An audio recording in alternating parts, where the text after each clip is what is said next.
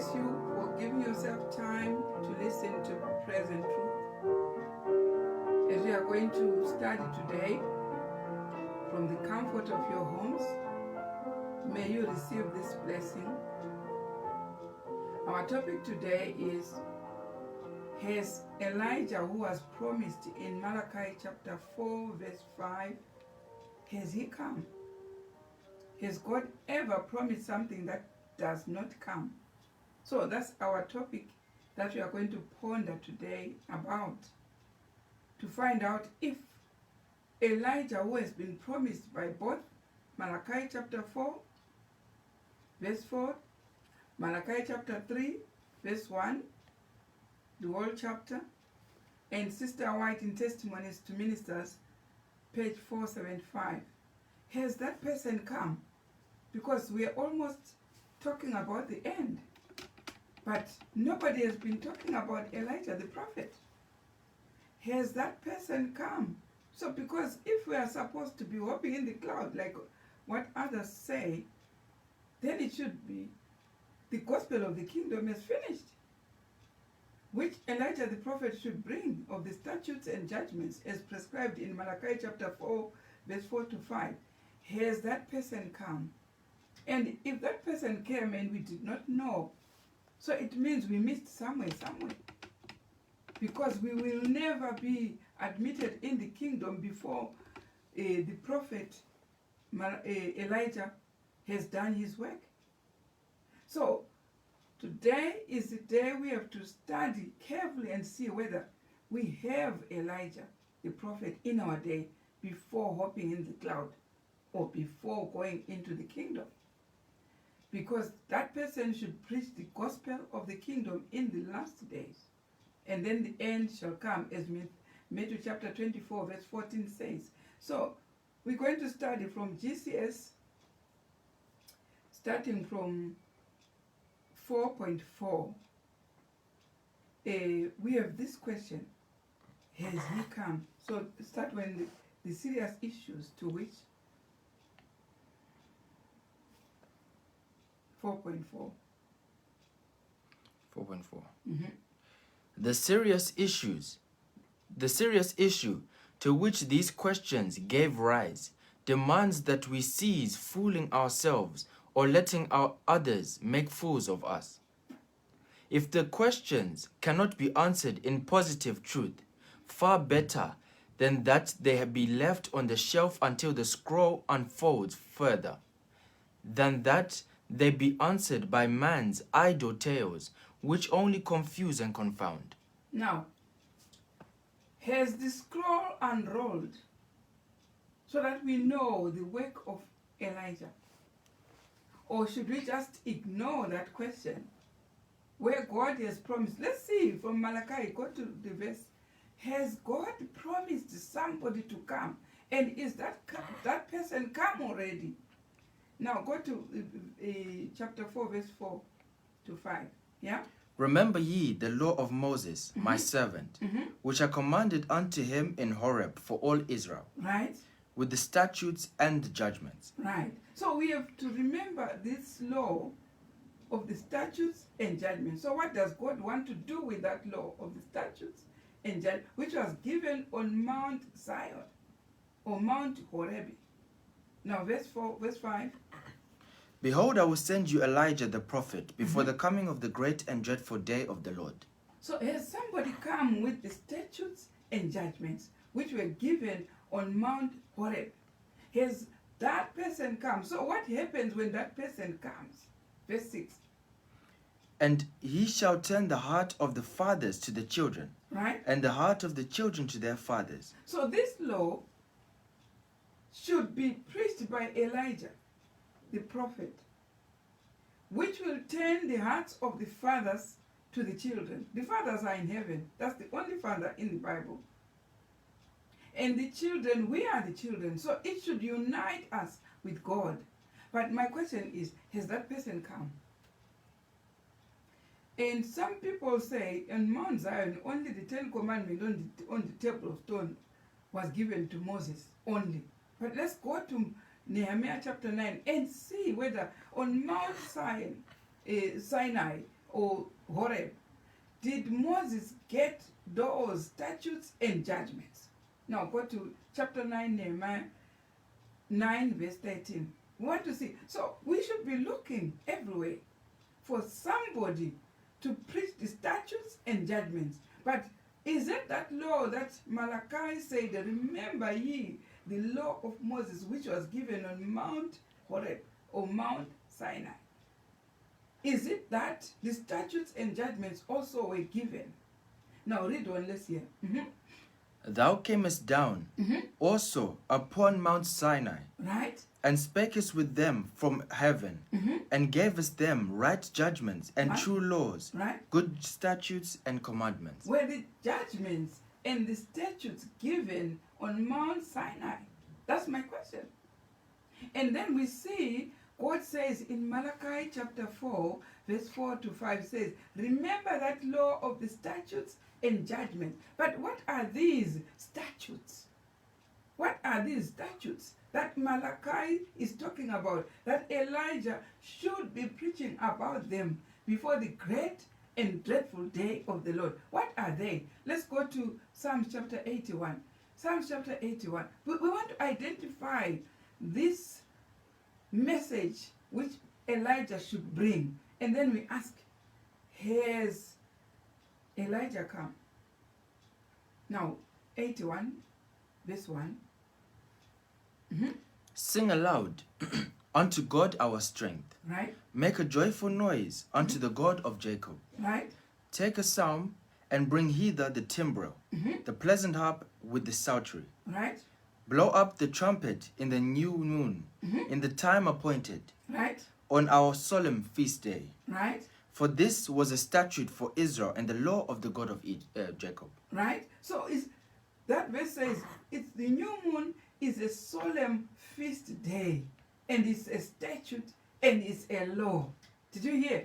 So what are statutes? Statutes are feasts. So before Christ comes, we are expecting somebody to preach about feasts or statutes.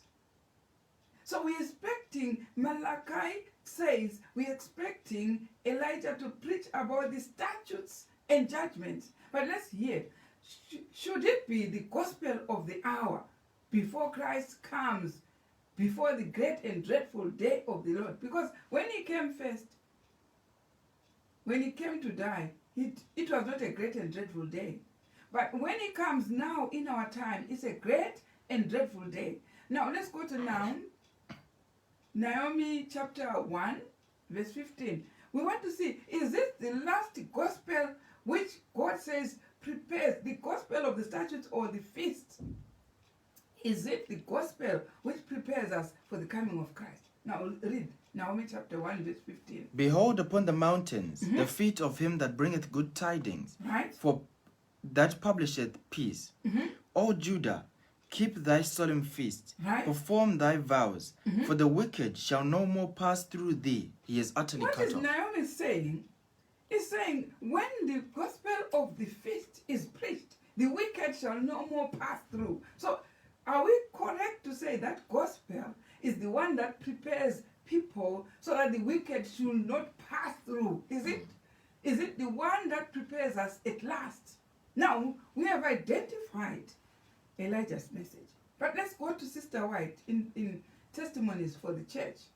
To ministers. Testimonies to Ministers, page 475. Want to see whether Sister White also expects somebody to come after her time, so that that person is supposed to do a work which will prepare us for the kingdom. Right, this year. Prophecy must be fulfilled. That prophecy of Malachi should be fulfilled. Right? The Lord says, Behold, I will send you Elijah the prophet before the coming of the great and dreadful day of the Lord. Right? Somebody is to come in the spirit and in the power of Elijah. And when he appears, Right? men may say, You are too earnest. You do not interpret the scriptures in the proper way. Right? Let me tell you how to teach your message. So it's true we expect Elijah. Do you know what? In the time of the flood, they expected Noah to come. And Noah, when he came, like any prophet, Noah suffered rejection as a prophet. That's why he only went in the ark with his own family, nothing more. It's the only family that understood his message. But the rest were saying, you are too earnest, you are a babbler, you are too fanatic, you are too... This is what God says, Elijah, when Elijah comes, through Sister White, he says, somebody should come. And when that person comes, has a lot of controversies from those who believe in Christ. Now, my question is, has that person come? So we have proved both sides. From the scriptures, there should be a gospel of feasts or a statutes. And from the spiritual prophets, there should be a gospel from Elijah. Which somebody who preaches the feasts or the statutes should be told, you are too earnest. They were nailed to the cross. Let me tell you how to preach your message. You are what. People would call all names like they did to Noah, like they did to Christ, like they did to other prophets. But my question is, has that person come? So we are here to study, to see what is the effect of Elijah's message. When Elijah comes, do we have that person who, when that person comes, people say you are too earnest. You do not understand the scriptures. Let me show you how to preach.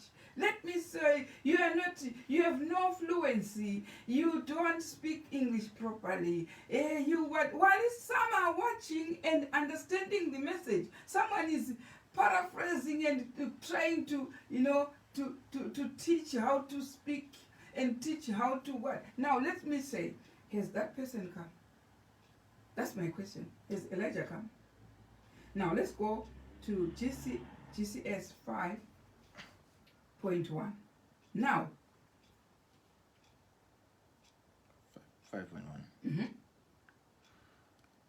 Now we may ask, has the scroll unrolled far enough to clear up all these questions?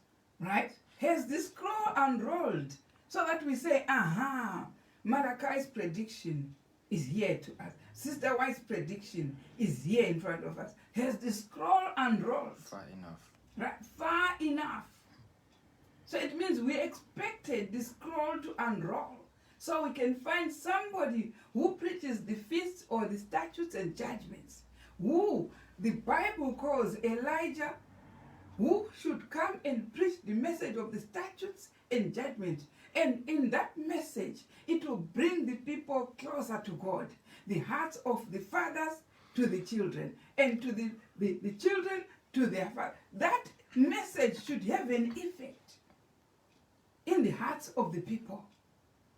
Has that person come? Now read on this here.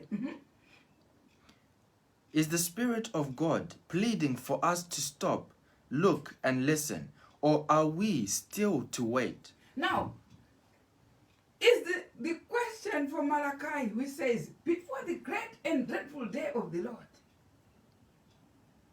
there should be somebody who preaches about the statutes and judgments or the feasts. And somebody who will unite us with the hearts of the fathers in heaven. Is that injunction only telling us to stop, listen, and wait? Before you do anything, check, is that person there? Peradventure, you will be found doing the things that was done by those who saw Noah preaching. They were also continuing to preach. Why did he lose all these people, Noah? Because while he was preaching, they were also preaching. So there was a confusion. People did not watch and stop and listen to say, who then is talking about this hour? Because he was listening to everywhere. Everywhere there was a Java, everywhere. Like it is today on Sabbath. There is pulpits and pulpits. But listen, stop, listen, wait, watch, check. Is that person there? Is that person there? That's my question. Now let's read on here. For the divine answer let us open our eyes wise to the light of the more sure word of prophecy, itself now shining more and more on our pathway. Right? So we heard that, behold, I will send Elijah with the statutes and judgments before the great, and it's a terrible injunction, because it says, and he shall turn the heart of the fathers to their children, and the heart of the children to their fathers. Lest, there is a lest, listen to the lest I come and smite the earth with a curse. So it means if that person doesn't come, or if we are not aware of the message from that person, we will join those who are going to be cursed.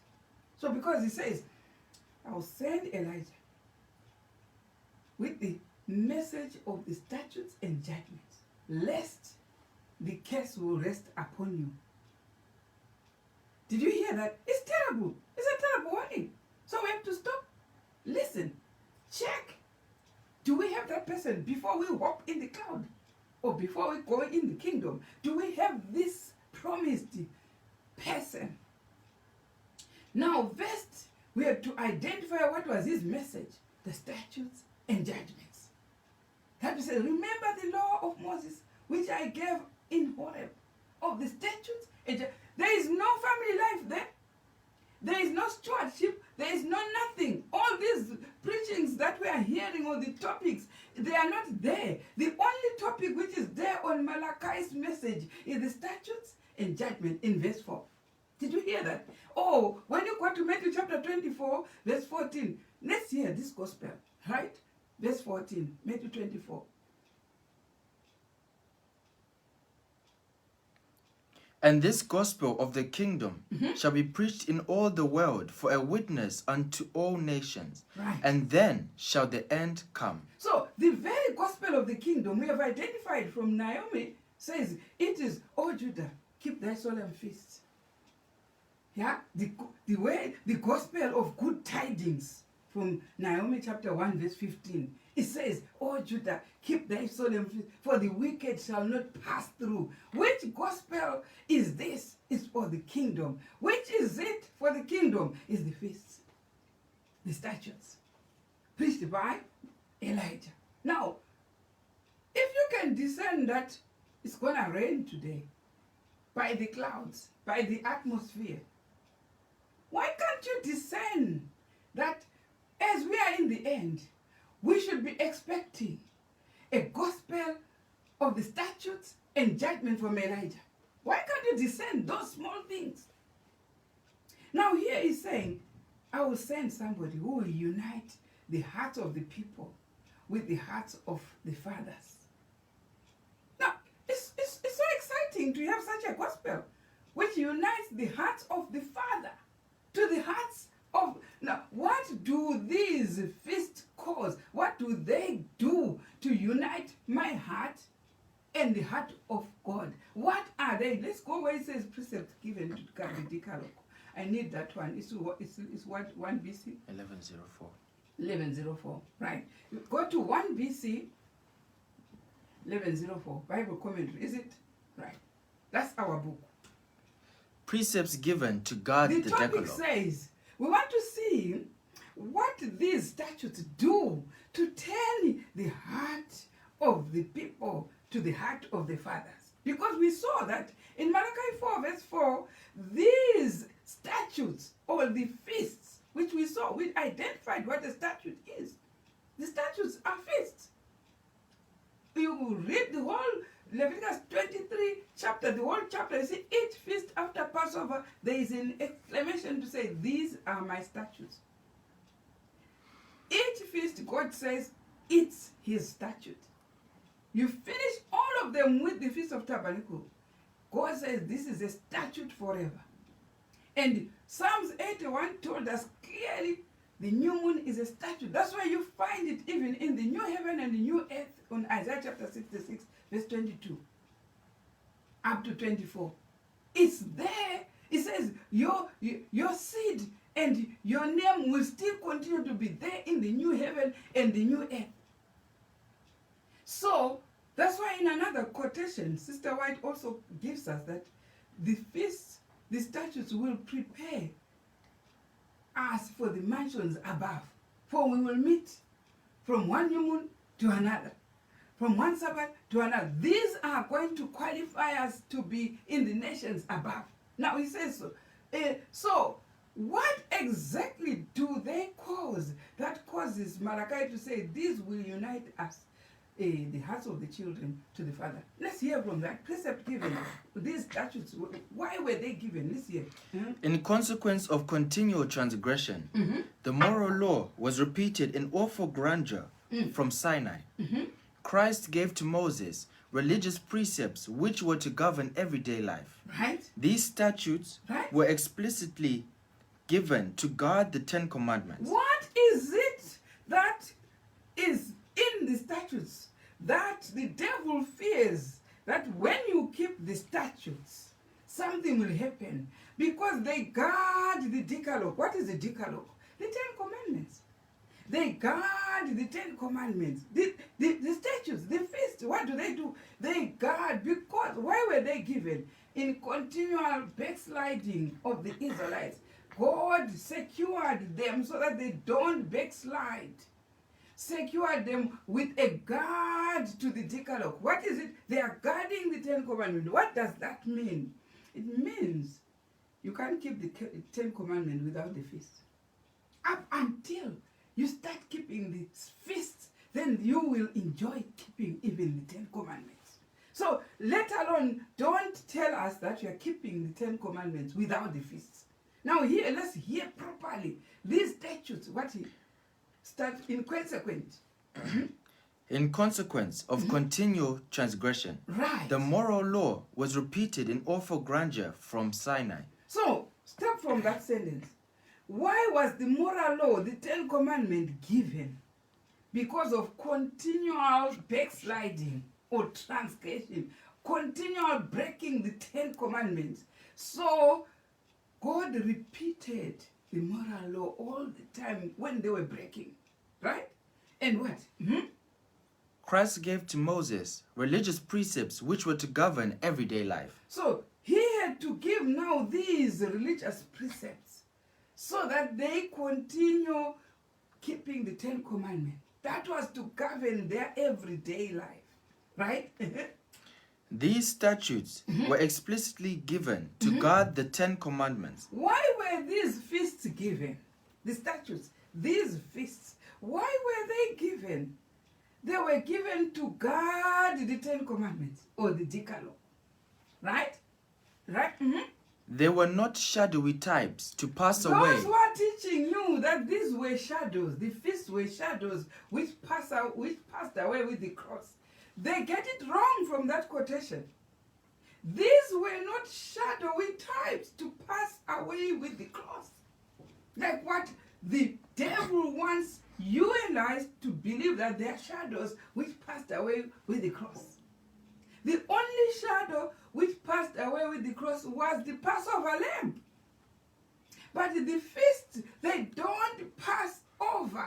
They are still there. The new moon is still there in future to us.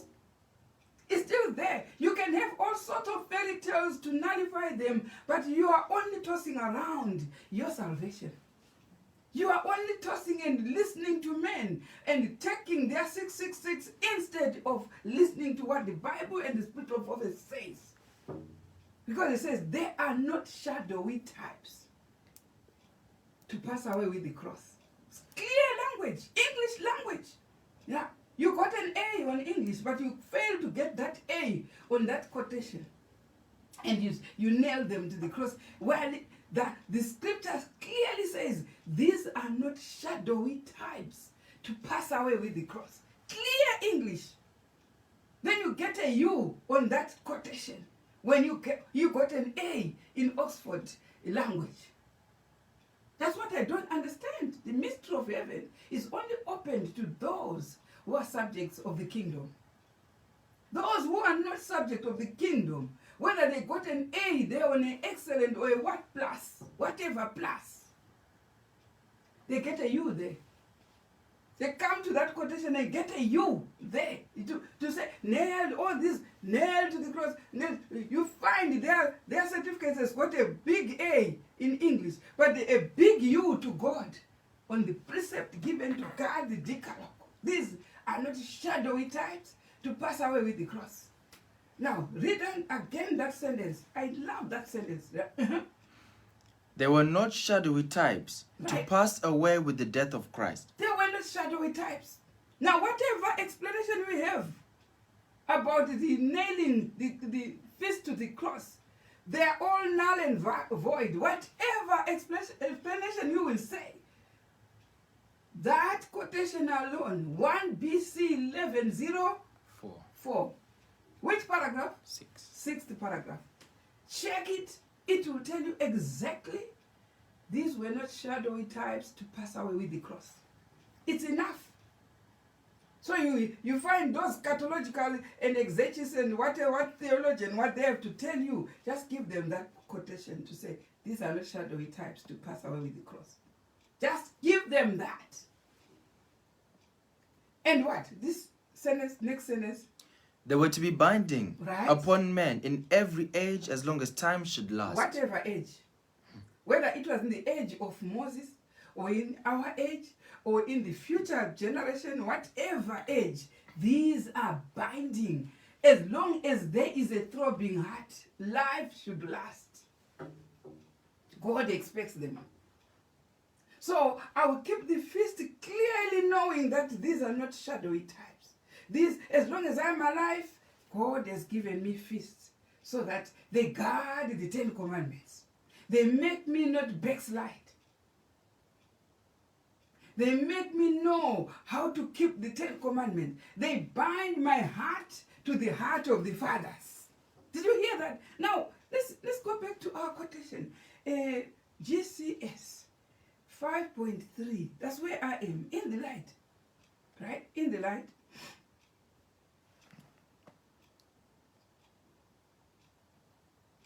Point 3. 5.3. In the light which in the light which this prophecy sheds on the subject, no one can possibly escape the conclusion that a prophet, a person, is to be sent before the coming of the great and dreadful day of the Lord. Now, go and tell those who say there is no prophet. This scripture alone, this one, Malachi chapter 4, verse 4 to 5, clearly says there is. So go and tell whoever, these other gifts, they are so jealous of the gift of the prophet, the gift of pastors, the gift of healing, the gift of evangelists. Why do they want to nullify another gift? This quotation on Malachi chapter 4, verse 4 to 5 clearly says there is. Testimonies to Ministers 475, Sister White clearly says somebody is to come. And when that somebody comes, people will say, you are too earnest. So go and tell those dull readers, daft readers, that there is. The prophet is there. The Bible promises a prophet. Sister White promises a prophet. Is there after her time. It's there. Go and tell those who got a U in the Bible reading and an A in secular reading. Tell them there is. Use Malachi 4, verse 4 to 5 to tell them there is a prophet. And use Testimonies to Ministers, page 475, to tell there is a prophet. And use GCS 5.3 to tell there is. Now, let's read. Right? And that thus only can there be a group of people in connection with Elijah's message. Right? The scriptures. So, what do we expect if we have the prophet? We also have a group of people. The spirit of prophet says so. A group of people connected with the prophet. We have a group of people. Now, when Christ came the first time, he found John the Baptist fulfilling Malachi chapter 4, partially, because it was not the great and dreadful day. So he actually said, yes, come, but But there is a full fulfillment of that prophet in the last days before the great and dreadful day of the Lord. But what John the Baptist had a group. Yeah, he had a group. You remember that time when John the Baptist, his group mates, they were now failing to understand the mission of Christ. They were starting to be jealous of the next group. Because when Christ came, also he had a group. Yeah, the 12 disciples, they were his group mates. Elijah won't come without a group. Spirit of prophet says he has a group of those who understand his message first. And when he is walking about, they are the ones who further strengthen the prophet. They also help out. Yeah, they will help the prophet. Did you hear that? Now, what we want to identify, have we had a group of people with a prophet? And the group mates were always, if you can watch the fishmongers, the Peters, the John, the Nathaniel, the Philips, they were all composed of all those sorts of people who you could look down on. You understand? But they were Christ's group mates. Right? Let alone we not talk about the group mates of John the Baptist. He had a group. He had a group. And his followers started to be jealous of the group of Christ when he came to take over. But John knew that this one now is coming to take over. So now here we are being told by the spirit of prophecy that Elijah also comes with a group of helpmates, of people who enjoy his message, who enjoy it as if they would, remember Christ with his disciples when they were walking through Jerusalem with his group mates. They made sure they made a donkey and he rides on the donkey, the group mates. That's what they can do. The group mates, they know the controversy so well. Yeah, they knew the controversy so well and they were so vexed in the scriptures. They were so vexed in the message. They knew what was happening. That was Elijah. Now I say, has that person come? Now, I want to study today. Right? Let's hear what this scripture says. The scripture makes definite and sure the promise, the time and the work, also the way to our security in the great and dreadful day, lest, as says the Lord, I come and smite the earth with a curse. So, Elijah did not have, or John the Baptist did not have a church. He had group mates. So when you see them singing wherever, whether under a tree or whether they book a hall and sing and enjoy, they are only in a station where they are singing together to encourage one another. Because they are a movement. They are not a church. They are a movement. Did you hear that? They are a movement which will swell into the loud cry. Now, we enjoy telling ourselves that we are Christians. We are Christians who joined that group, which was started by Christ, swelling into a loud cry in the first verse, a type of the loud cry. We are group mates who joined, and our names are Christians. The name of the leader of the group. We are group mates. What is a church? It starts with group mates. Group mates who understand a message, and they are all, once you touch anything about the Elijah message, they are all awake. Their ears are always like this, itching, because they know the calling. The calling is to keep the statutes and judgments, or to preach the everlasting gospel. Yeah? This gospel of the kingdom shall be preached in every nation. Where do they preach? Where is their field? Every nation is their field. And so the end shall come. They don't bother whether they were 12. They were enough. Yeah. When they were walking with Christ, there were only 12 disciples. And they enjoyed. Yeah. The fewer they were, the more consecrated they were. They knew what was coming. Of course, there were so many things, differing things amongst them. Who is the greatest and who is the greatest? Christ continued to preach the message to them to say, who is the greatest? Yeah. If you want to be the greatest, you should be a servant. They also needed their unification messages to unite, because they are bound by culture, by tradition, to start, pointing to each other for no reason. But Christ was calling them to the message. Put your eyes to the message. When you find all these cultural things coming, or all these things, take your eyes off them and put your eyes to the message and continue with the message. That's your calling. You should always have a heart throbbing, reminding you of your calling. Because the world is watching. The world is watching Elijah. Elijah is a group with a leader who is a prophet. The world watches that. God calls all those eyes to behold Elijah the prophet. But if you put binoculars or walls to your eyes, that's your problem. But the group will be there. Now, let's hear. Elijah is a group here. See, it's fascinating, that one. Right? Have you finished that chapter? Let's go to the next chapter. I want to enjoy. Has Elijah come? However, right? Okay. Where are you? We were Point starting 6.1. No one. No one can afford to commit the absurdity of either treating lightly or kindling sparks of his own on the subject. No one can start to kindle sparks of his own to that subject. Right?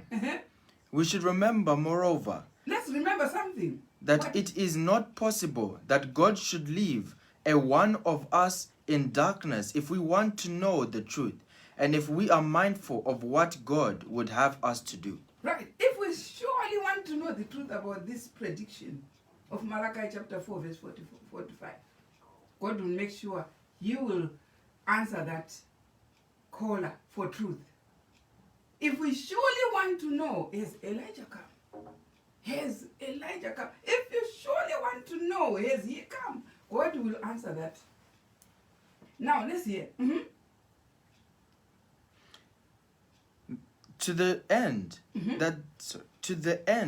that this may be the happy experience of all of us, we should pray that the Spirit who leads into all truth would direct this effort. Whether we like it or not, as predicted.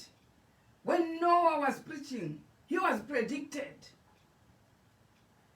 Whether people wanted or not, whether Noah came up with only 8 people, they were the only ones who survived. Whether they wanted to survive or not to survive, those who heeded the call of the last message of Noah's time, they are the ones who were left on earth. Whether people wanted or not. Now, in our time, we have a clear prediction on Malachi chapter 4, verse 4. Behold, I'll send you. And our prophet, Sister White, has clearly said somebody is coming. Somebody is coming. But when he comes, people will have a lot of stubborn words against that person. So clearly predicted. Whether we like it or not, that will come to pass and finish with or without us. Now, however, I would remind you, brethren, that no prophet of God has ever been welcomed by the church. Have you been reminded about that? Check the history. From Abel's death, anyone who wanted to do what is right, those who want to do what is wrong will always be insulted by the presence of that person. Christ was always, when he was preaching, there were all stones thrown to him. Why? Because of his nature. He wanted to do what is right, and he wanted them to learn what is right. So they were always with the stones to make sure, don't tell us that. Don't tell us. So you have to know what happened to the previous prophets. Even the very Sister White, who we now talk, the one thing sinister with the prophets is, whilst they are active, they are working, nobody believes them. Nobody. Don't ever be fooled. Nobody believed Sister White. But once that person is dead, they all believe. They all talk about, in my Shona language, the same Wafawanak. The one who is dead, you should listen to testimonies which are said after somebody dies. You wonder whether, is it the same person they're still talking about, who they did this and that, which was wrong to that person. Everyone has a good testimony about a dead person, but no good testimony about a person who is alive. When she was living, she had hell. Hell, until today, people don't want to leave their place. What she was talking about, because her message was nice and super, but when it came to the plate of chicken or the plate of red meat or whatever, nobody wanted. Nobody wanted her. Nobody. Check, if you see them, the Laodiceans who are still on those places which she condemned, know exactly that they did not agree. They did not agree with Sister White, with the prophet. They did not agree. Now, in the last time, we will have a prophet who the followers will agree. They will, whatever the prophet will be saying, whatever the prophet will be doing, they will be doing. Whatever the prophet will be eating, they will be eating. Whatever the prophet will be practicing, they will be practicing. As per later, in the last days, God has said it. Let's hear more. On the contrary. However, on the contrary, each in his time was rejected. Each prophet in his time. If Sister White was a prophet, in her time she was rejected. And the proof is on your plate. That's your proof. You prove that one on your meal. Each prophet was rejected. This is clear from the spirit of prophets. Go to anyone who was a prophet in the Bible, from Moses to John the Revelator. Go and share and see why they took off the eyes of John in the Isle of the Patmos. He was rejected. Why they beat Paul 5 times. He was rejected. Yeah, why they crucified the Savior. He was discreetly rejected. Each one. So you come and tell me that Sister White wasn't rejected. So she wasn't a prophet. She wasn't a prophet. Because they answer to this. Listen to what they answer to. Luke chapter 6 verse 22. Listen to what the prophets are predicted in the Bible. Read. Luke chapter 6 verse 22. Blessed are ye. Blessed are you. When men shall hate you. When men shall hate the prophet. And when they shall separate you from their company. And disfellowship. That's one item. When you say you are, and they don't disfellowship you, you are lying. Remember, Jesus Christ told his brothers when they wanted to go to the Feast of Tabernacle, and the brothers were saying, let's go. Isn't it? You are making miracles. Let's go and you make the miracles together at the Feast of Tabernacle. When all the priests are there, and Christ said, you go. You don't preach against them. I do preach against them. So those who are comfortable there is because you don't preach against them. The word of God preaches against them. That's what it does. That's what Christ said. He says to his brethren, his brothers, go and enjoy your tabernacle because you are agreeing with them. I don't agree with them. Why? The Bible doesn't. The Spirit of Prophets doesn't. Why do people not like Sister White's books? Because it preaches against them. Finish. End of story. What about the Bible? It also does the same. When it says the man who was marked from Jerusalem to Jericho, was only attended to by a good Samaritan. The Levite bypassed, the priest bypassed. Is it talking for them or against?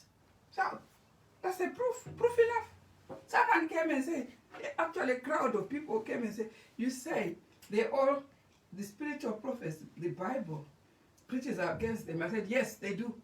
Yes, they do. They show us. Then I said, welcome to my world. You want me to show you? Welcome to my world. Which book do you want me to start with? They say, any, as if they knew the any. And then I said, okay, with the Bible, that one, the parable, what is it saying? The Levite bypassed, the priest bypassed. What is it saying to you? When you come to the spirit of prophets, never open it, because it will point to you. I will take exactly where it points to you and put you quite naked. When you go to the Bible, I'll tell you that the message to the Laodicean is not to the laity. It is to the angel of the church. Who is the angel? Revelation 1 verse 20 says, the angels are those who are leading. So, it's not the proper angel from God, because the proper angel from God is not faulty.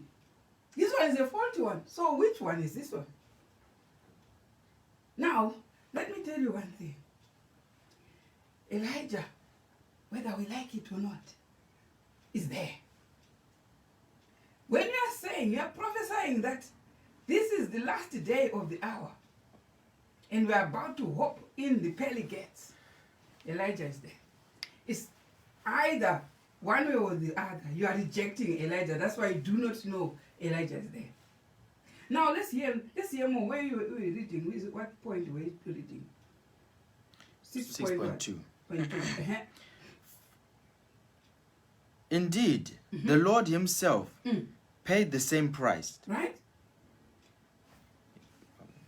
On the contrary, each in his time was rejected, Right. abused, and most of them were martyred Most by of the the ones prophets to were whom they were martyred. sent. Yes. Who martyred them? The ones to whom they were sent.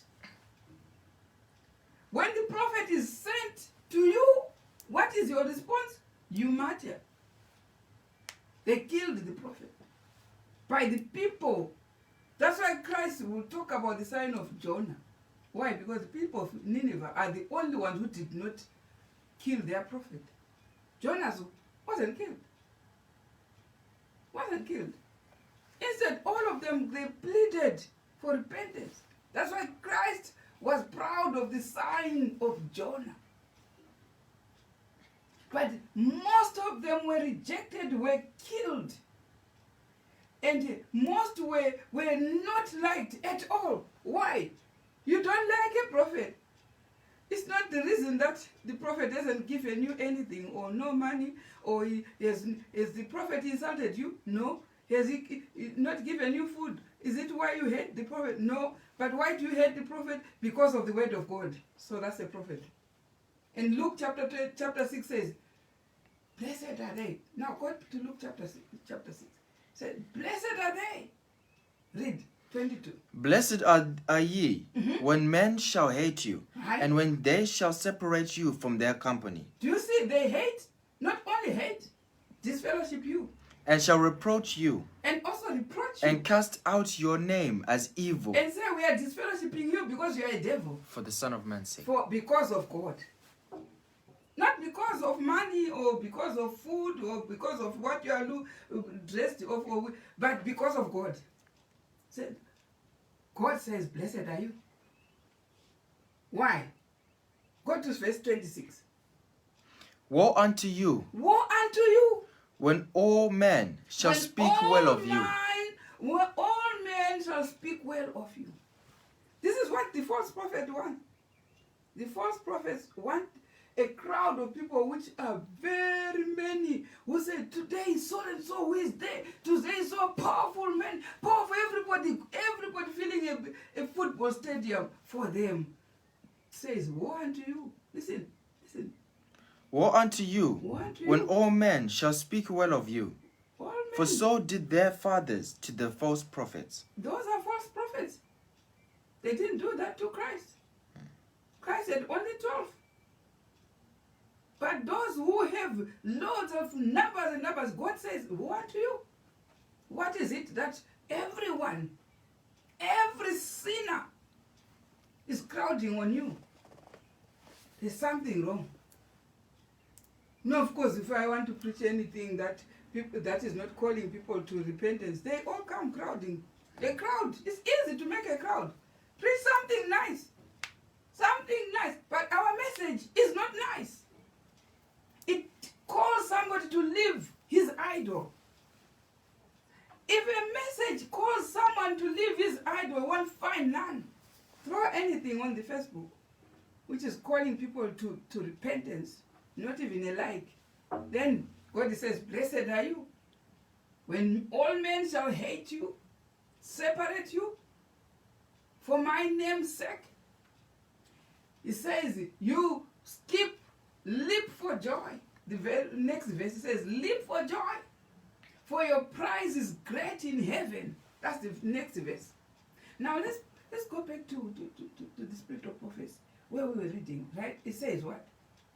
Where you left. Okay. Mm-hmm. For this very reason.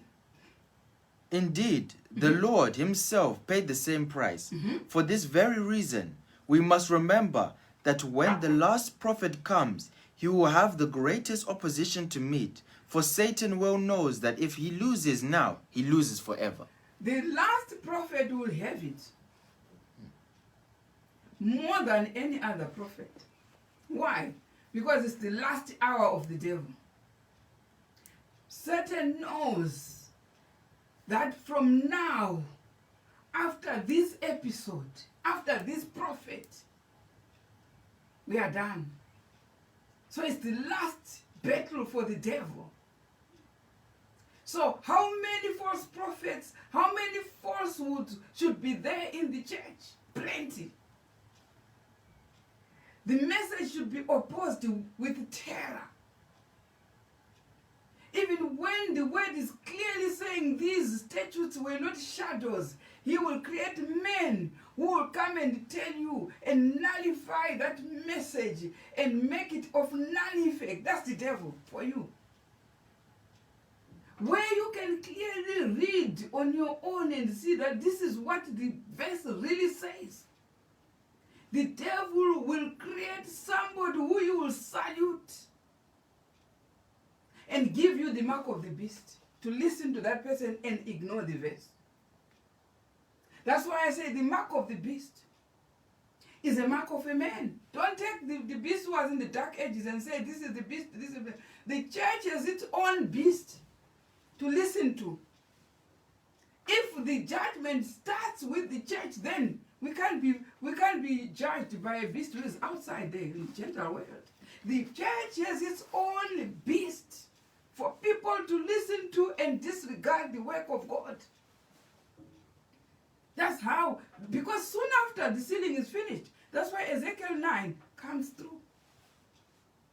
To smite all those without the seal. When Christ comes, all those without the seal, the kingdom starts with those who are sealed only. Then the message now starts to extend to the Gentile world. That's where we have the 666, which was in the dark ages, which was just like the image of what was in the dark ages. But when the 666 is occurring, where judgment starts first, people are not aware. Why? The devil has made them not to read anything. So they are ignorant. That's the last battle of the prophet. And you find all these messages, the fourth and the fifth, people are just stunted on the third angel's message. They can't go to the fifth. Why? The devil has its last war on the prophet. That's why Revelation 12 verse 17 says, the devil, the dragon, was wroth with the woman and went to make war with the children, with the seed of the woman. Which ones? The ones who keep the commandments and have a prophet. the testimony of Jesus is only on a prophet. That when we say to the law and to the testimony, what do you actually mean? To the law, yes, we know the law is, everyone knows it's the moral law, yes. What about the testimony? And Sister I said the testimony, the faith of Jesus has not been taught. What does she actually mean? She means the message pertaining to us knowing there is a testimony of Jesus who is a prophet. That is not taught in our church. That's not taught. That message which shows us there is a prophet is not taught. But it is only preserved for Elijah to come and introduce to us. That's the message for the Elijah. To introduce that when we have feast, then we have prophet. There's no way we can have feasts without a prophet. The very person who introduced the feast, which is Moses, was a prophet. And everywhere, check the history, it was a prophet leading the feasts. So that's why it has not been tackled. The faith of Jesus has not been tackled. It is the job of the prophet. Do we have that person? Do we have that person? Now, let's hear. I read on where you are.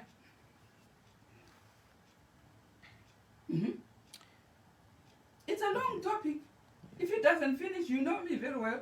We will finish next time we meet. If we finish it, then the next time, it's a very fascinating topic coming next time, which I've seen already. It says, let me tell you the topic. It says, it's the mark of the man. It's the mark of the man, which is the 666, is the mark of the man. That's the topic for next week. If we finish. If we don't finish, we will finish this one and then start with the mark of the man.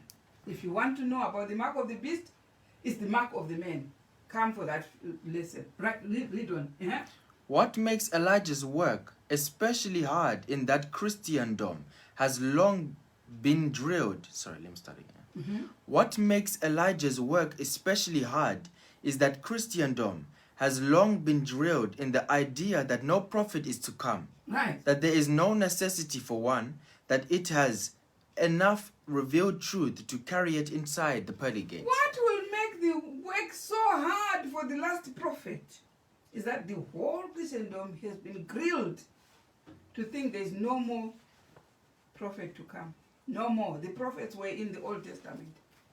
Not in that. It says God at sundry times in Hebrews chapter 1 verse 1 spoke to us through prophet, but these days speaks to us through the Bible. So everyone has got a prophet there. So he speaks to us through the Bible. What does that verse actually mean? Then, because there are some on Matthew chapter 11, they say all prophets prophesied until John. What does that mean? It means the prophets in the Old Testament, they laid the prophecies. They are the ones that God was prophesying to them about the prophecies. Of course, Daniel prophesied about our time, so he was given the prophecy. But in the New Testament, the prophets of the New Testament, they are the ones interpreting the Old Testament. What God has prophesied, they are the ones now telling us. That's why Sister White was there as a prophet. Why don't you think? You think there is no prophet in the New Testament? What about Sister White, who you believe was a prophet? What was she doing? Paul was 1, a theologian, 2, a pastor, 3, a prophet. He's got all gifts in one. It says so in the scriptures. So you say in the New Testament there was no prophet, while you actually under Sister White. So sometimes we act as if, we are down or something. The New Testament prophets, they are the ones interpreting what the Old Testament prophets laid down for us. So those who were prophesying were used in the Old Testament to show what we will actually have prophets to interpret us, to make us know what Daniel wrote, to make us know what Moses wrote, to make us know what Jeremiah wrote. So what are we doing in the New Testament? We have prophets interpreting Daniel. We have prophets interpreting Isaiah, talking about new heaven and new earth. We are keeping new moon, talking about the kingdom being established. That's why the church has been kept so ignorant, not knowing the prophecies are all full in the Old Testament. So no one is touching the Old Testament, but that's where the gems of the New Testament is, of the kingdom, of whatever we are going to be. They are all in the Old Testament, talking about our time. Naomi told us that these are good tidings coming. Wherever the feasts will be introduced, there will no one will pass through. Why? Because the statutes, they guard the decalogue. So we get all the information for our present time from the Old Testament. You say that there's nothing to take from the Old Testament. Why are you taking the Ten Commandments from the Old Testament? So leave everything. Then even the tithe is in the Old Testament. Leave it there. So you can see that it's just purely a hard work left for Elijah the prophet to iron up all these things that have been grilled to people. Christendom has been told that there's no more prophets in the New Testament. So that is going to make the work so hard for the prophet of the time. Now read on, let's hear. It is therefore only to be expected that the predicted Elijah will be denounced as a false prophet. Right. Perhaps even as the Antichrist, offshoot, or whatnot. Right. Are there no words like that in our time? Yes. Offshoot. Yeah. Side issues. People who are being told they left churches. You chase somebody and you disfellowship and chase people and then follow the person and say you left the church. How sad is that? How sad is that? When you actually went through the police and said we don't want, and chase people, disfellowship them in our period, in our age. That's where we hear of people being disfellowshipped. And you follow that person and say, you left the church, when you are the one who chased the person. This is what will make Elijah's work so hard. So Elijah has to proclaim, like it was in the time of Elijah the Tishbite, has to proclaim outside. He was being kept by that old lady of Zarephath, predicting what Ahab and the whole Israel should say. How many years? 3 years, no rain. You go into so much economic difficulty. Why? Because Elijah was out there. Elijah was out there. Right? So there was famine in the land of Israel. Because Elijah was out there. He predicted 3 years, no rain, nothing. Until they agreed to keep that law. 3 years there. Why was he out? They did not want to see him. But there was someone who was saying, hey, you know what? In this land, there is somebody who, when you plan anything against that person, will know it before you actually plan. What was happening with Elijah? Elijah was in contact with God, like that. Elijah was like that. So while they were planning, Elijah was being told. You see, you have a man like that in the land of Israel that time, Elijah.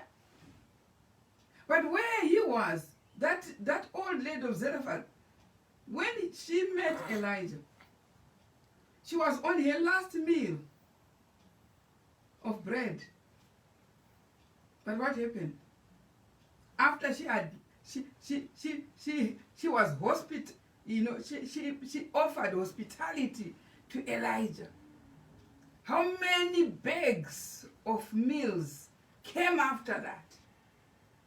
And the daughter was on the verge of death. She could have died if she did not she did not admit the servant of the Lord. So what happened to the daughter? The daughter lived.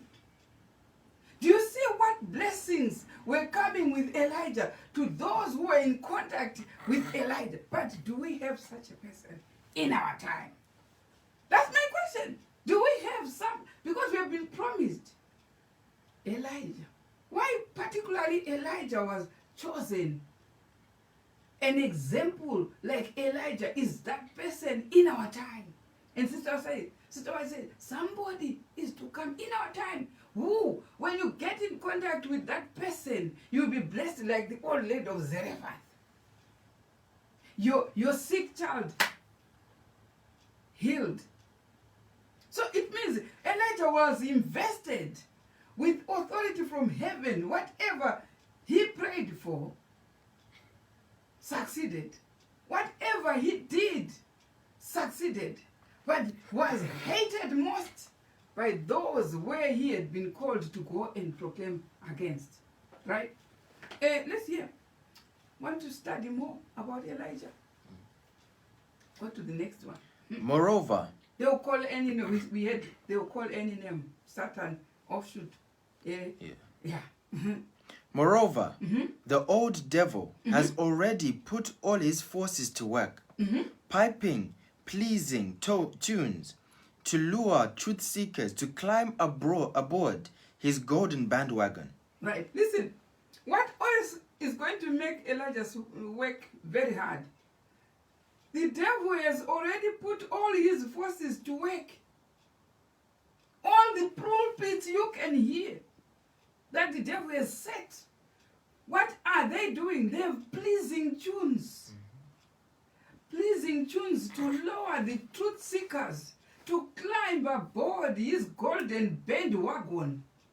Its glittering tinsel of truth is already beguiling many who, with his ways. So he's made some attractions to other pulpits so that the pulpit where Elijah is, those who are looking for truth won't find that. You see?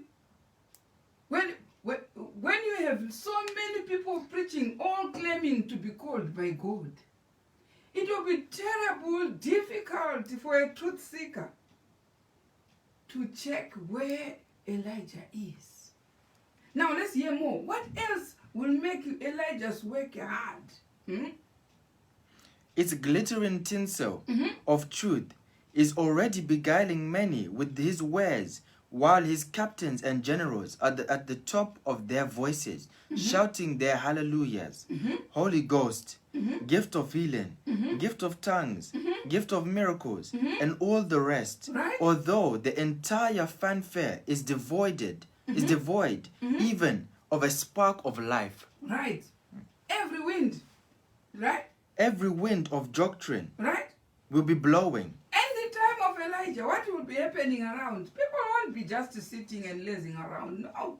They will be kept busy by other false pulpits to make sure they obscure the work of Elijah.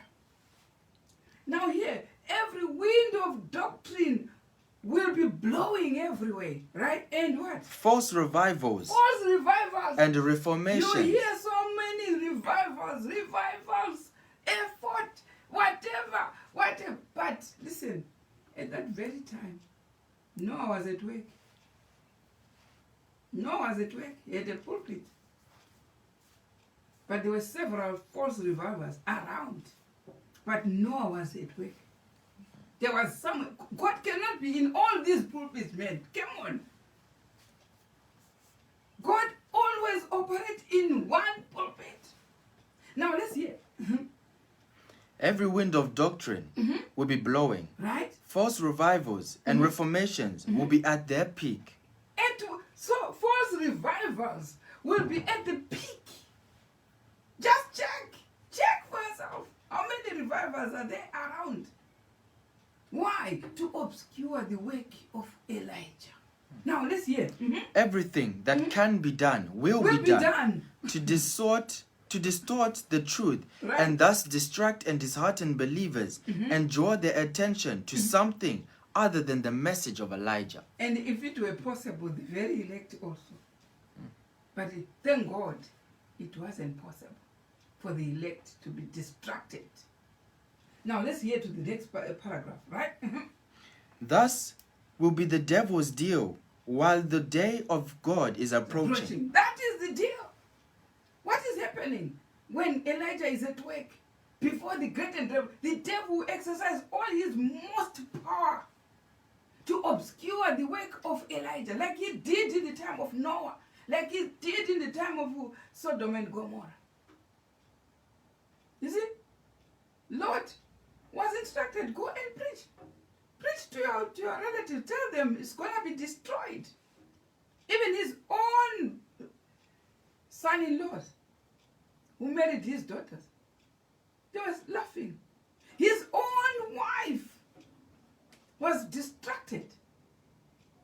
Everyone was distracted. There were so many pulpits to make them not believe that this is going to happen.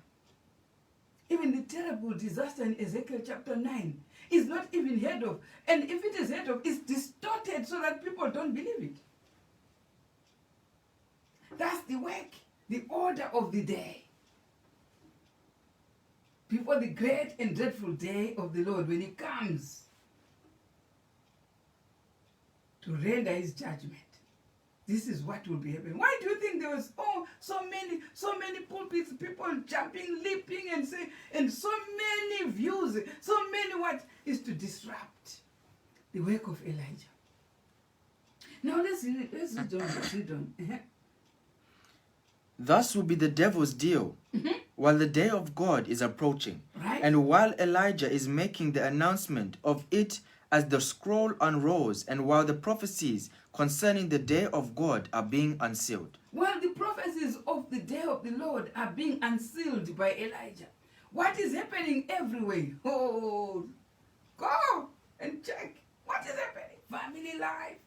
What 2000, what, all those funny names. They're there. But the prophecies of God are being unsealed so that people understand them and they are ready for the soon coming kingdom.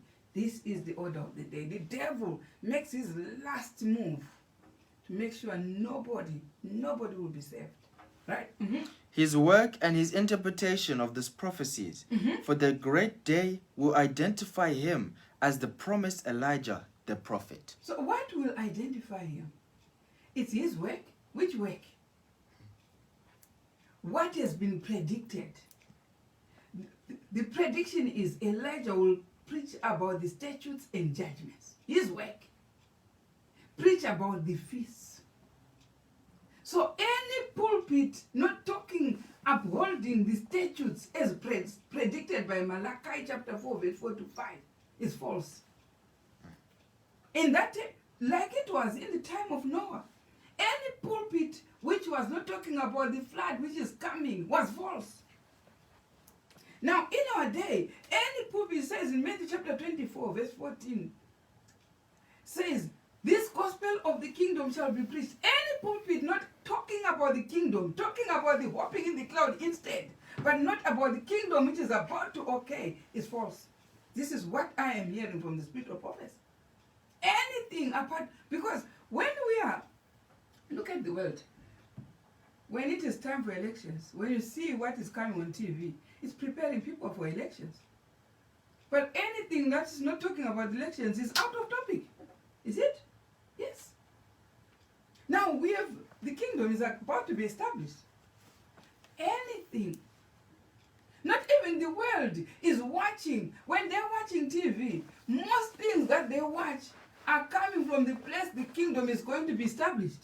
When it says it's going to be in Jerusalem, what is flashing now should be Jerusalem. So the world is well ahead. What about the religion? Where is the religion? Talking about something else, not about the kingdom. Right? Off topic. Off topic. The world is well ahead. Talking about preparation for the kingdom. But what about you and I? Where are we? Where are we? Which prophecies are we talking about? It should be talking about what is happening. So where are your prophecies right now? So let's hear more. Let's hear more.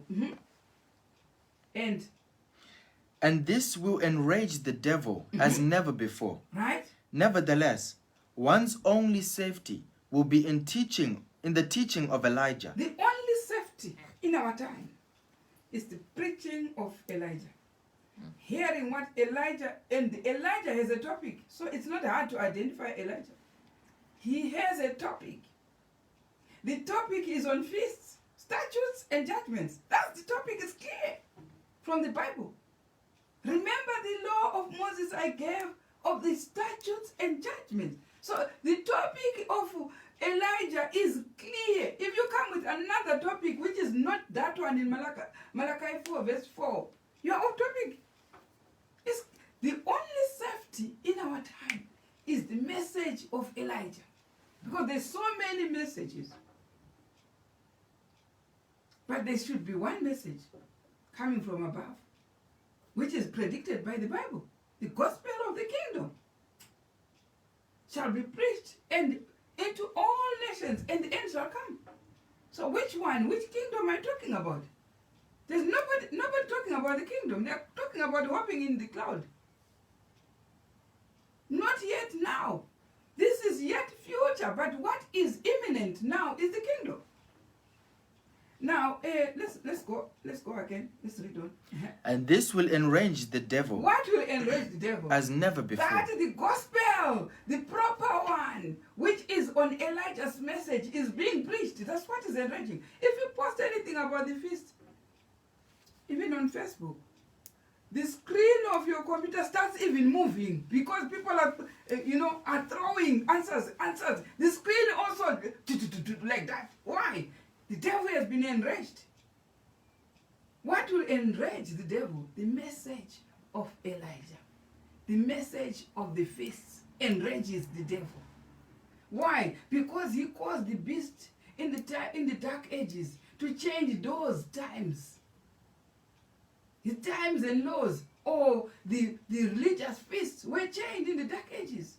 Now they are being brought by Elijah. And Elijah sticks there. Let me tell you one thing. Elijah will talk of one topic. When you see Elijah, you know exactly what Elijah is talking about. You know he's talking about the feast. Because they are predicted in Malachi 4 verse 4. So the Elijah will talk about the feast. And you see not in politicians when they are campaigning, they have one agenda. They will tell you, this is what I'm up for. This is what I'm going to fulfill. They stick to that topic. They stick to, and whoever votes for them votes for that topic. Same as Elijah. When Elijah comes, there's one topic. Statutes. Feasts have to be changed. Why? Because it's a marvelous thing to have the hearts of the fathers to their children. To unite people with God. It's a lovely thing. So we stick there. Wherever you meet us, say, oh, let's go to PSM TV. You find. That's the thing. If you find us talking about something else, we are lost. Off topic. The topic should be there. So whoever will come there is interested in the feast. If you are not, but the Spirit of prophecy says, the only thing, the only safety in this hour is the gospel of Elijah. Now read on, let's hear. Right? Nevertheless, one's only safety will be in the teaching of Elijah.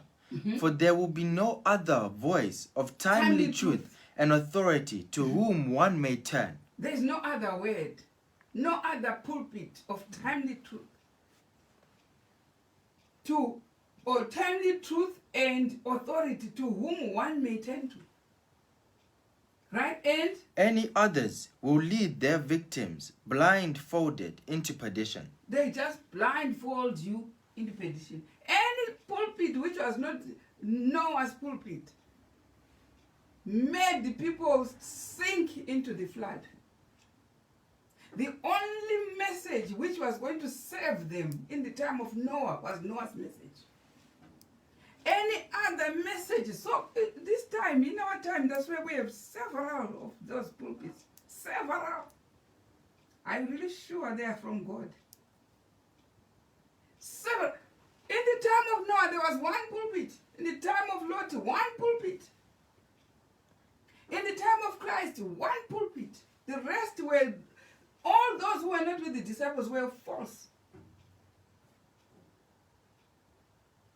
In our time, the same. In the time of Luther, in the time of Knox, in the time of Campbell, in the time of Sister White, in our time, same. It's not a crazy God who creates so many pulpits. There's one. Now, let's hear further. Do not henceforth leave in the hands of others your investigation of the subject. There are some people, God is not a God of people who are down, who leave other people to investigate for them a message. When a message comes, you let other people investigate to tell you, to prove to you they are right. Why don't you do it yourself? Why don't you check yourself in the Bible and Spirit of Prophecy? Why don't you be in a habit to check for yourself? Because testimonies to me says many people will be misled by leaders. They go to ask, is it right? And the leader says it's wrong, and that's how people will lose. In testimonies for the church, in page 106, it says so. Many will be lost because of asking somebody. Now let's read it. Maybe you can say I'm just TM 106. It says, but beware. Do not leave other people to investigate for you. Investigate for yourself. Don't be dull. Right, let's hear. But beware. But beware of rejecting that which is truth. Beware of rejecting truth. The great danger with our people has been that of depending upon men and making flesh their arm. Their danger is they don't investigate for themselves. They depend upon men. Right? Those who have not been in the habit of searching the Bible for themselves, right, or weighing evidence, have confidence in the leading men and accept the decisions they make. They accept the decision they make. And what? And thus many will reject the very messages God sends to his people if these leading brethren do not accept them. Men will lose out. How many people at this time? How many people are depending on these people? How many? But the Spirit of Prophecy says that's how people will lose the seal of God. Why did they go and ask somebody? They have no proof whether these people are there in the book of life. They have no proof, but they want to accept their decisions. Why?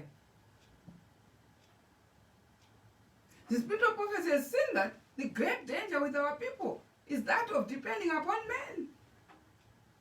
They all go and ask these leaders, is that so? And the leaders say no. But in later day, in last day events, he said the very leaders will say you should have read for yourself when they find they are lost. It says so. Because many will grab the jackets of the leaders and say, you are the one who were telling us that this is wrong. And they will answer and say, you were supposed to read for yourself. But what are you doing this time? That's where you are hanging on. They have got their own salvation to work for. You have your own salvation to work for. Each one in his own order. You work for your salvation, not for anyone. When you go to hospital there, the pain in your body is only felt by you, not anybody else. That's what it is with salvation. You work for it. Don't let others be your think tanks. Use your medalla or blangata. You've got it there. Use it. Find out for yourself whether this is true. Now read on. Let's hear. But beware of rejecting No, that. we have seen that one, right? The great danger with our people has been that of depending upon men and making flesh their arm. Those who have not been in the habit of searching the Bible for themselves or weighing evidence have confidence in the leading men and accept the decisions they make. And thus, many will reject the very messages God sends to his people if the leading men do not accept them. Right. Let's go back to the GCS where you were reading. It's point what? 8.1. 8.1, right. Do not henceforth leave in the hands of others your investigation of this subject. Do not leave to others to investigate for you, for you do not know who to trust. In a time like this, don't trust anybody. Trust the Bible, to the law and the testimony. Right? And After hearing the evidences, you alone in the closet of prayer and with the aid of the Spirit can determine whether the Elijah has come or whether he is yet to come. Who is to tell you Elijah has come? You alone in your closet. After investigating, you will discover whether Elijah has come or he has not come. You alone, not anybody. You alone. Some people, I will ask the question on Facebook. No. The wise ones, they will sit and pray and investigate. And they themselves will come up with an answer. Do not, though, forget that the message which he proclaims will in itself bear the divine credentials of truth. Yeah, what God says, go and sit down and read it prayerfully and make sure, is it to the law and to the testament? Why? Because the message of Elijah has its own credential to show where it is coming from. The message itself comes with power from God to convince you that it is from God. That's why God says, my sheep knoweth my voice. So it comes with the voice that if you are the sheep, you will identify. So many people identify the voice. So many are identifying. You alone, you are not identifying. Something wrong with you. But so many people have identified Elijah's voice. That voice is the voice of God. So many. If you can't, then go prayerfully and kneel down and say, God, is it from you? Is it? That's what people did in old times, in all ages. They would iron that question alone with God after praying, and they will hear an aching heart to show them that this. Even when you are sleeping, we have many women with children. When a child cries, the very first person who wakes up is the mother. Why? She knows she identifies the voice, that this is the voice of my child. That's what happens with the people of God. They wake up and hear that this is my master's voice.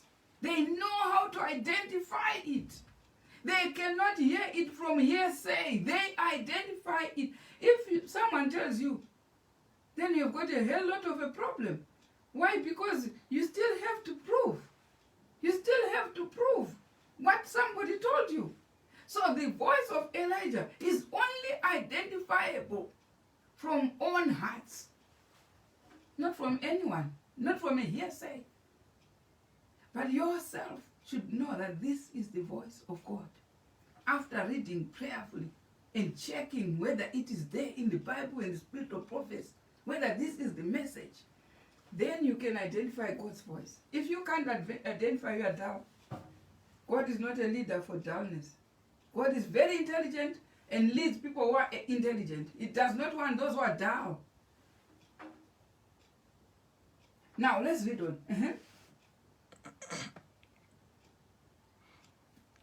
It comes with, do not start with. Do not, though, forget that the message which he proclaims will in itself bear the divine credentials of truth. Right. And that no priest or prelate can decide for you who the Elijah may or may not be. No one will decide for you. Not even a priest, not even a prelate, not even a minister, a doctorate or whatever will decide for you.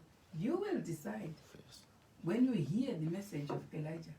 It will be from your decision that this is the voice of God. Read on. No, not even the appearance of what his message is doing or not doing, or Nothing whether will convince you. Not even the appearance of what the message is doing. Has this got many people or a few people? Has it convinced so and so? It's you only who will be convinced. Like what it was with Peter. Peter was there fishing. He was just called by the Messiah and said, follow me. He did not go to any priest. He did not go to anyone. He heard the voice of the Messiah in the heart and followed without knowing where he was going. But because the voice was from God. If you hear people say, we want to come out and where do we go? He hasn't heard the voice. Once you hear the voice, you follow. And No, not even the appearance of what his message is doing or not doing, or whether it is prospering or disintegrating, can be taken as evidence that God is in it. Neither can numbers of adherents, for such have never signified a right course at any time. Not even in the day Christ himself preached the gospel of the kingdom. The message he brings is the only thing to go by. The only thing to go by is not the numbers, is not even what the message is doing, is not someone say, oh, so and so also once followed this message, so but his back is what. That won't convince you. Not even what has been done by others. Not even whoever had believed in the message of the branch and did this and that, that won't convince you. Not even what will convince you is it a thus saith the Lord? To the law and to testimony. The word itself is what you will go by. That's what all the intelligent, wise ones do. They don't even check, oh, in such a year, you preached in this and that. I have somebody who kept in the mind, say, in such a year, you preached about this, it didn't happen, so because of that, I won't follow you. Stupid. That's what I say, it's very dumb. It's the message itself which should convince you. It's the message preached by Elijah which should confuse you. Not even hearsay, not even fairy tales, not even stories. Message itself will carry the credential and the authority. Now let's hear more. And since the enemy cannot get around the truth, he does all he can to blacken character and to pick flaws in personalities. And when the devil knows that people are getting the thus saith the Lord, they've got the message right, where does he go to now? To blacken the character of the prophet. Blacken the character because of this, because why not to discuss what the message is? To the law and to the testimony. Why go to the character? Because you have failed to find anything to point to in the message. So you point to the character. You point to start to blacken the people proclaiming the message. You start blackening them so that people don't get the message. That's what the devil does. Read on. The prophet's message, nevertheless, cannot be judged by the behavior of its professors. The message itself has nothing to do with the professors of the message. The message should be clear. Somebody said, with the message, I'm really clear with it. But what really amazes me is that it's being proclaimed outside the church, outside the wall. That's what he calls the church. He calls the church the wall. It's outside the wall. You see what the devil says? The devil fighting the message that way, picking flaws that are useless. It's the message with John the Baptist, which was convincing people. He was not in the wall of the Jewish church. He was not there, but the voice was in the wilderness there. It's the message which will judge you. It's not the professor of the message. It's the message which will judge you. You have many things to point. It's the devil. Once he sees that the message is clear and straightforward and is true, he points to such things. Why not? Which conference do you belong to? Which church? He means these walls, the walls. That's why the devil now points to the walls. Points to which conference, which what, when were you baptized, when the message itself has nothing to do with the professors of the message. Read on this here. The prophet's message, nevertheless, cannot be judged by the behavior of its professors, for even the apostles misconducted themselves. Say, I don't trust your message because so and so in your message did this and did that and did this. Now you see, even so For even the apostles themselves themselves misconducted. Right. They misconducted also, but they didn't nullify Christ's message. Yeah? Do you see where the flaws of the devils are? The message is clear and truthful, but you point at your people who preach it because they do this and then they do this. Because Elijah's message, we saw that it is the prophet with a group of people who help Elijah. So that because this one said, even the apostles, they misconducted. Themselves. All have sinned. And they've run short of the glory of God. All. That's the Bible says all. Not part, but all. So if you are going to judge the message using the professors of the message, you are foolish. That's what a foolish virgin does. Now, let's hear. The multitude, too, that followed Moses was anything but exemplary. In fact, in many instances, they were disgraceful. In many instances, those who followed Moses were disgraceful. But did it nullify Moses' message? Did you see? You see where the devil points only to blacken the message. He points here, points there. Oh, there was this in America. There's this in what? There was this in what? That's the devil running to make sure he fills you with your mind with all those bad things that he may, so that you don't hear Elijah's message. Is it not what is happening? Now, let's hear. And the holy men of God who wrote the scriptures were faulty men. Right? The holy men who wrote this is the spirit of prophecy saying. The holy men of God who wrote the scriptures also, where people were faulty. When you talk about David, writing all the Psalms. Talk about David, who, such a corrupt leader one time, made sure when others were at war, he went about and found a woman bathing out there in the bush, and lay with that woman, while the husband of the woman is fighting a holy war out there. That's David.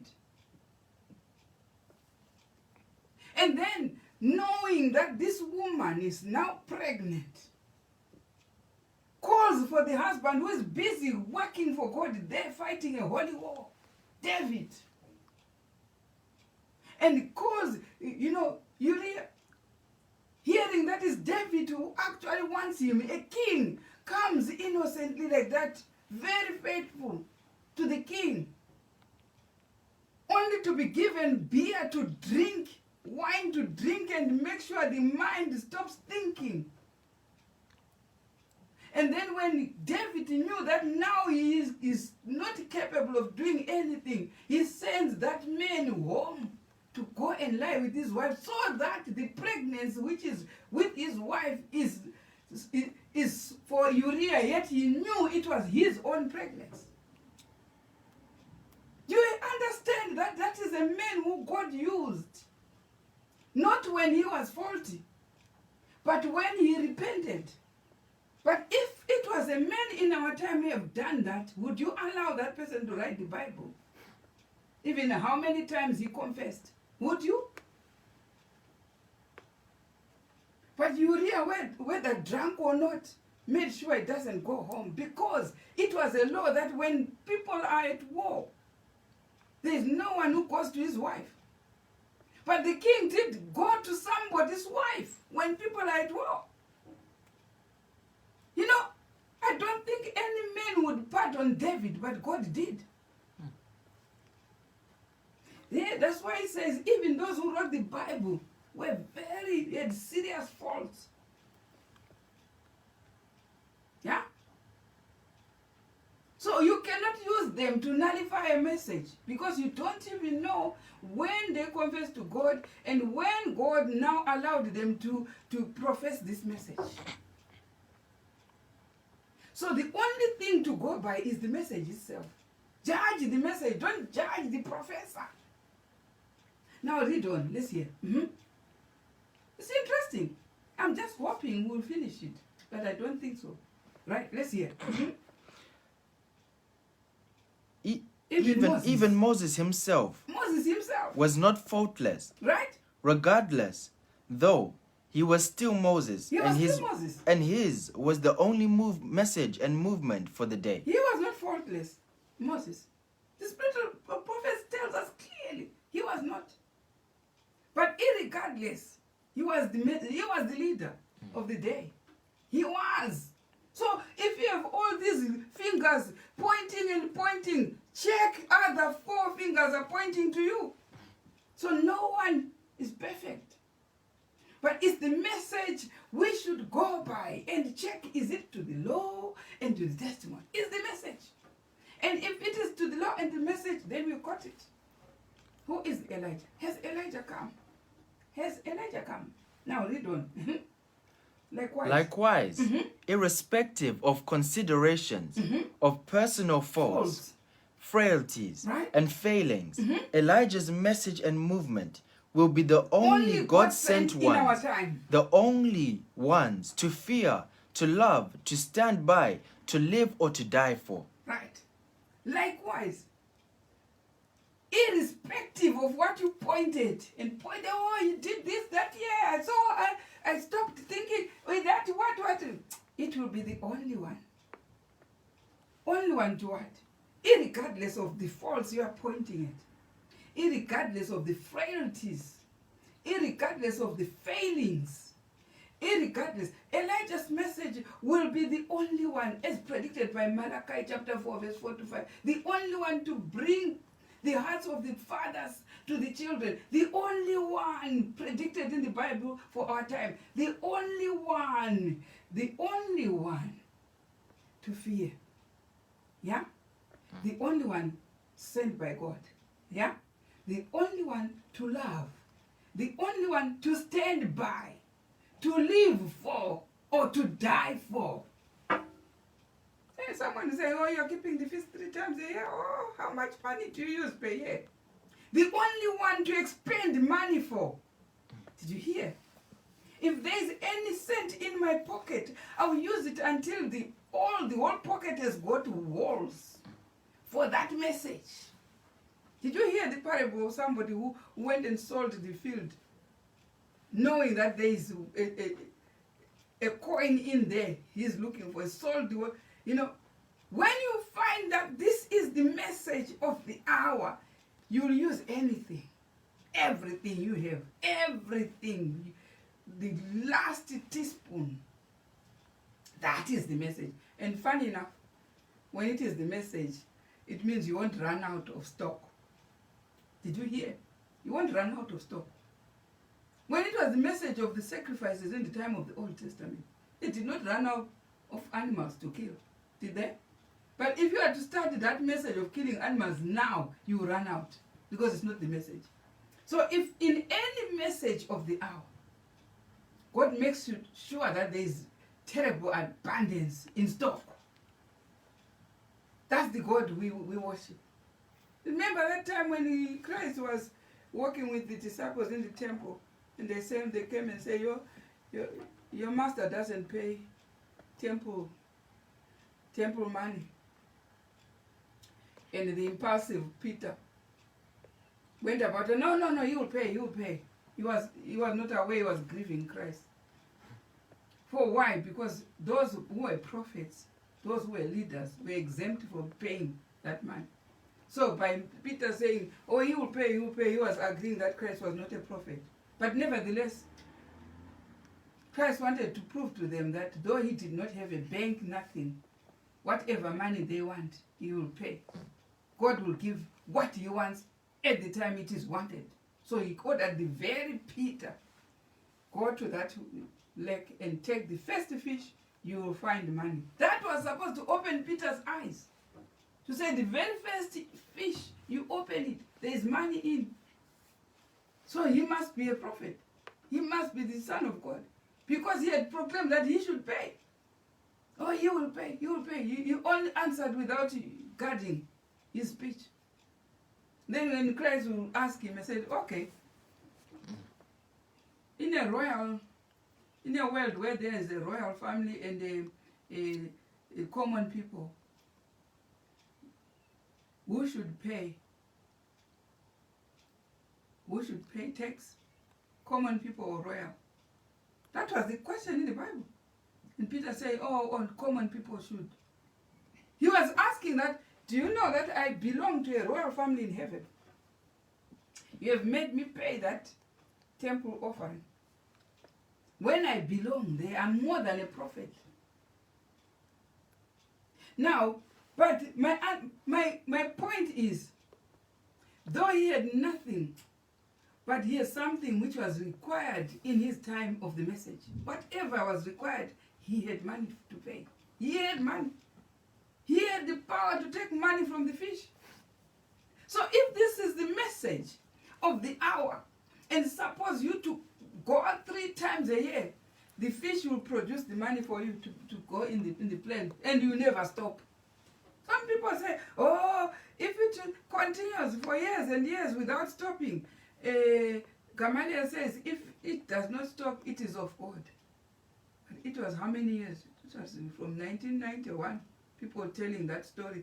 If you continue keeping the feast, from 1991, they were saying, you continue keeping the feast, then you know it's of God.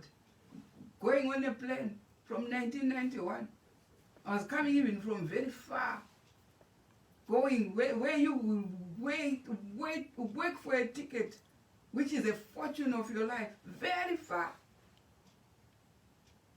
But until today, so that person who said it will be of God if it continues never comes back to say, I've seen it is of God. You see, human thinking. You can't go by human thinking. You'll go by the message itself. The message will have its credentials from God. If it is Elijah's message, the sheep will identify it. If you can't identify it, then fine. But the sheep will. Now let's hear. Where you are reading. Even Moses, you have seen, likewise, irrespective in the frailties, we have seen that one. Right, finally. For what other purpose could any right-thinking mind suppose the Lord would send his prophet, if not for them to give ear to him, that they might thereby survive the great and dreadful day of the Lord? What's the reason of bringing Elijah the prophet? Why? To make sure people survive. When God brought Noah, it was to make sure at least when the rains come, there's someone who survives. When he visited Lot, he was to make sure there's somebody who survived when Sodom and Gomorrah was going to be poured into sulfur. And when he brings the message of the hour today with Elijah, is to make sure people will survive from Ezekiel 9. It's coming. Ezekiel 9 is coming. You can be told all fairy tales. It is coming. Ezekiel 9 is coming. It's live and it's coming. But before it comes, God sends Elijah to rescue those who might be rescued. It is to rescue people from the great and dreadful day. Why great and dreadful? It will be great to those who adhere to Elijah's message, dreadful to those who reject it. That's what it is. The sealing time is done by Elijah the prophet to give the 3 seals, like it was with Moses, making sure the 3 strokes of blood on the door is on each household of Israel. And then when the angels come with the slaughter, no firstborn from Israel was slaughtered. This is what happened. So what is the message therefore? Why God will bring a prophet in the last days is to rescue people, rescue the perishing, for they will perish. Where there is no prophet, people perish. It will be fulfilled by Ezekiel 9. Now, read and let's conclude there. Then too, no one should forget that when anyone joins the church, he does so, if he is in the right mind, without the approval of his former ministers. Yes. When William Miller stopped his message and Sister White took over, those who joined Sister White did not go to to say goodbye to their ministers. They were coming from all the churches which reformed. Until even today, we make our efforts everywhere. And we take people from all different churches, Salvation Army, whatever, Methodist, everyone, they come. But one thing you should ask these people, we preach and they agree to be baptized, but they don't go to say goodbye to their ministers. Same thing with those who join Elijah's message. If you see somebody going to say goodbye, so long, they are not fully converted. Once you are converted, you have no time to say goodbye. You join the message of the hour, and the message of the hour is there. What God promised, predicted that Elijah will do, it will be done. Whether we like it or not, whether we say, no, we are used to what we are, no, they will be there. The scoffers will always be there. Every movement, there were scoffers. When it comes to another movement being formed, you have scoffers and we have department of people who hear the voice. Those are the two people.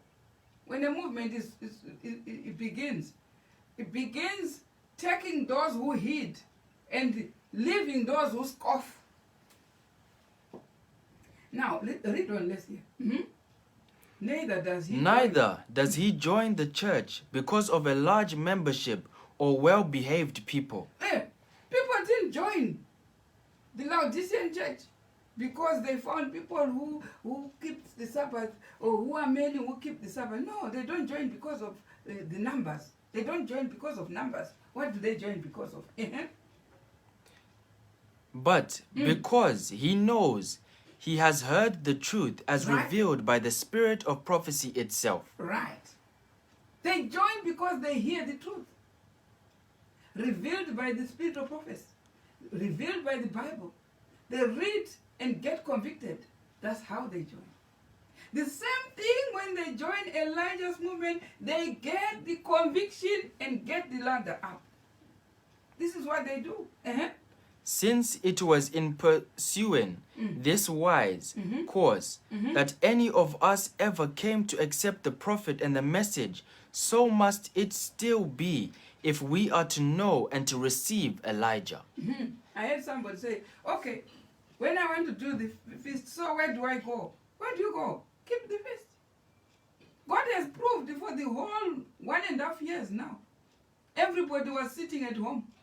Those who are trying to go to church, they go with a closed mouth, closing your mouth with a mask. It's not interesting. The proper church where we went without closing our mouths, it's a donkey years ago. So this is proof enough. You can stay home and still worship God. God wanted to prove a point. It's not the walls he's after. He's after your heart. Your heart should go by what the message says. It's not the wall that makes you keep the law.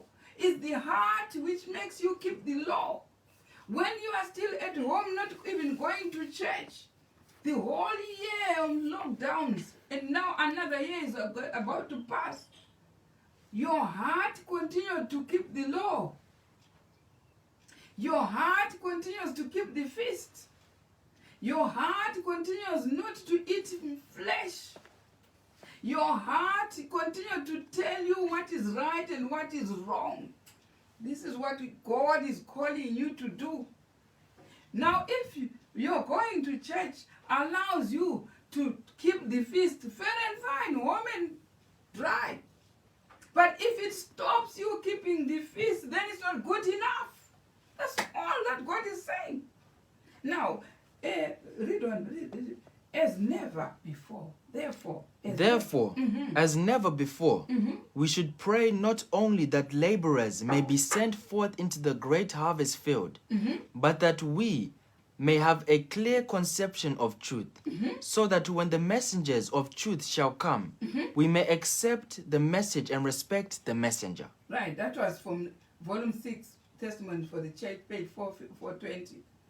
No other course. No other course dare anyone take in this matter. Right? The crown of life demands our most vigilant guarding of it, because a foul enemy seeks to wrest it from our grasp. A foul enemy is with us. It's around us, the foul enemy causing you to stop keeping Elijah's message.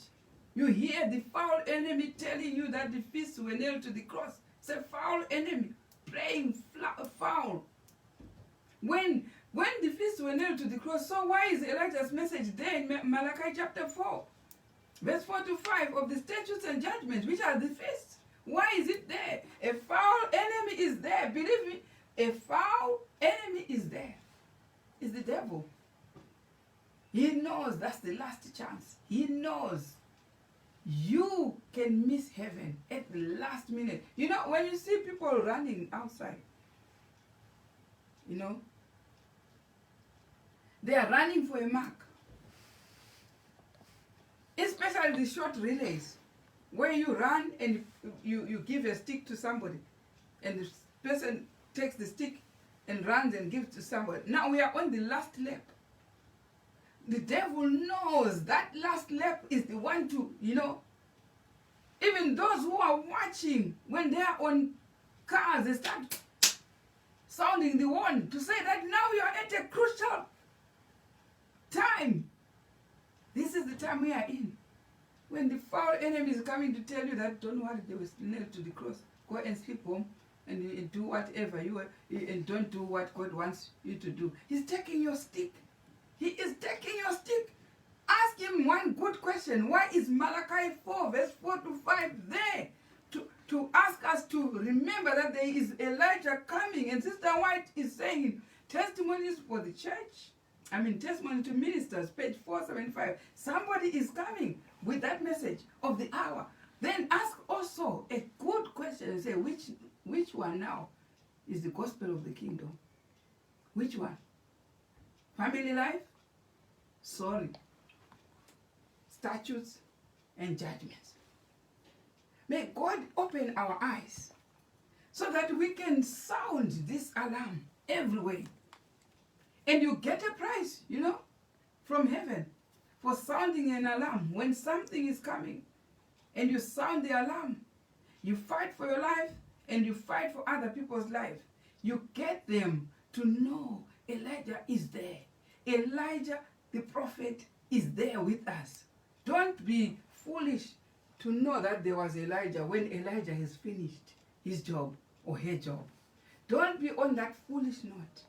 Elijah the prophet, who has been promised by the Bible, who has been promised by the spiritual prophets, is here with us. And when the message of the feast is proclaimed here and there in four corners of the world, it's the time of Elijah's message. You and I cannot afford to lose out in the last minute. May God bless us all so that we can be found in the kingdom after the alarm